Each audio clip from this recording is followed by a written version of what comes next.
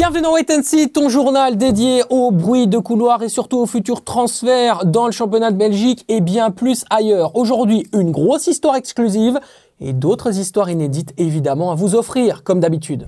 Et on démarre avec Mamadou Koulibaly. Et oui, les recruteurs du Sporting d'Anderlecht sont en train de craquer pour une véritable pépite de l'AS Monaco. En recherche d'un milieu box-to-box pour cet été, le Sporting d'Anderlecht a identifié le profil de Mamadou Koulibaly, âgé d'à peine 19 ans et alors qu'il lui reste qu'un an de contrat, eh bien les Anderlechtois et la direction du Sporting d'Anderlecht souhaiteraient opérer très rapidement avec une offre de transfert. Ils ont d'ores et déjà demandé les conditions possibles pour un départ de Mamadou Koulibaly à l'AS Monaco. C'est un joueur très important, réputé en France comme un futur grand et qui devrait participer au tournoi de Toulon, très réputé avec la France U20. Alors, bien évidemment, des clubs de Ligue 1 sont déjà intéressés par le profil du joueur, mais le Sporting souhaiterait agir vite afin de pouvoir anticiper sur le dossier et donc aller décrocher la timbale. Mais est-ce que le Sporting d'Anderlecht arrivera à sa fin? Ça, c'est wait and see.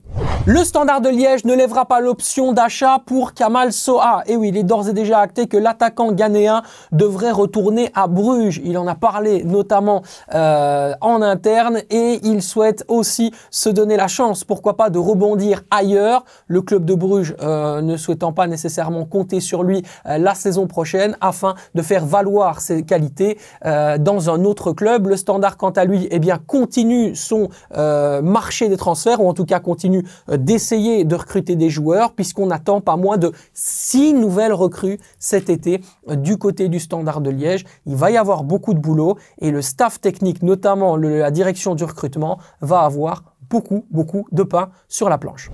On passe à présent à Kevin Denke. Et oui, on en parle énormément dans Wait and See, mais c'est parce que c'est le meilleur buteur du championnat de Belgique, tout simplement, avec 25 buts. Et cette fois-ci, on va parler d'une histoire qui le lie à l'AS Monaco. Et oui, l'AS Monaco est propriétaire du Cercle de Bruges, vous le savez certainement. Et dans ce cadre-là, eh bien, les Monégasques cherchent à faire valoir un maximum leurs avantages pour essayer de récupérer la timbale, c'est-à-dire le recrutement de Kevin Denke. On le sait, Lyon, Lille, Lens ou encore le Borussia Dortmund en Bundesliga ont déjà été visionner le joueur et sont intéressés par son profil. On le rappelle, c'est une somme proche des 20 millions d'euros qui est demandée par la direction du Cercle de Bruges. Mais à ce petit jeu-là, est-ce que le propriétaire du Cercle de Bruges, l'AS Monaco, ne finirait pas gagnant? Ce qu'on peut vous dire, c'est que la direction monégasque souhaite faire une offre salariale mirifique que Kevin Denke, eh bien, ne pourra refuser. Ce qui est évident, c'est que Kevin Denke se laisse encore aujourd'hui totalement toutes les possibilités ouvertes, mais qu'à l'AS Monaco, on a véritablement ciblé son profil en vue de l'été prochain. Alors, est-ce que le Togolais résistera à l'appel du pied de l'ASM? Ça, c'est Wait and See.